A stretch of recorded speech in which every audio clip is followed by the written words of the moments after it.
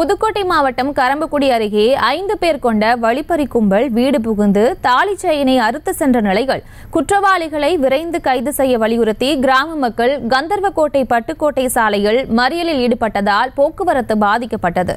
இது தொடர்பான மேலும் விவரங்களுடன் இணைகிறார் எமது செய்தியாளர் ஆரோக்கிய டேனியல். வணக்கம். இது தொடர்பான மேலும் விவரங்கள்.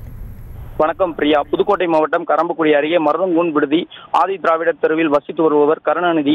இவர் தனது வீட்டு வேலையை முடித்த பிறகு நேற்று இரவு வீட்டில் உறங்கிக் கொண்டிருந்தார். அப்போது அடையாளம் தெரியாத 5 பேர் கொண்ட மர்ம கும்பல் வீட்டின் கதவை தட்டியுள்ளார்கள். கதவை திறக்காததால் ஆத்திரமடைந்த மர்ம கும்பல் கத்தி மற்றும் கற்றையுடன் வேகமாக கதவை உடைத்து உள்ளே புகுந்து அவர் அணிந்திருந்த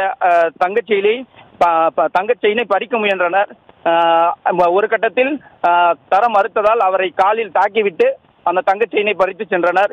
இதேபோல் அதே பகுதியில் வசித்து வரும் மற்றொரு நபரான ஸ்ரீதர் மனைவி ஷீலா இவர்கள் அணிந்திருந்த தாலி செயினை பறிக்க முயன்ற போது அவர்களும் தர மறுத்ததாக அவர்களை ஒரு கட்டத்தில் கழுத்தில் கத்தியை வைத்து மிரட்டியும் அவரை தாக்கியும் செயினை பறித்து சென்றனர். தொடர்ச்சியாக மருதங்கூன் விடுதியில் இந்த 4வது முறையாக வழிப்பறி சம்பவம் நடைபெற்று வருகிறது. இதனை தடுத்து நிறுத்த காவல்துறையினர் ரோந்து பணியில் ஈடுபட வேண்டும் என்பது இப்பகுதி பொதுமக்களின் கோரிக்கையா இருக்கு.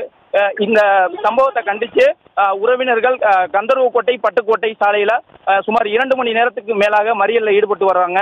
இதனால போக்குவரத்து பாதிப்பு ஏற்பட்டிருக்கு. தற்போது காவல்துறை மறியலில் ஈடுபட்டு வரக்கூடிய உறவினர்களிடமும் பொதுமக்களிடையும் பேச்சுவார்த்தையில் ஈடுபட்டு வராங்க. இரு தரப்பினரிடையே வாக்குவாதம் ஏற்பட்டிருக்கு. தற்போது காவல்துறையினர் அவர்களை சுமூகமாக பேச்சுவார்த்தை நடத்தி களைய வைப்பதற்கான ஏற்பாடுகளை செய்து வருகின்றனர். பிரியா,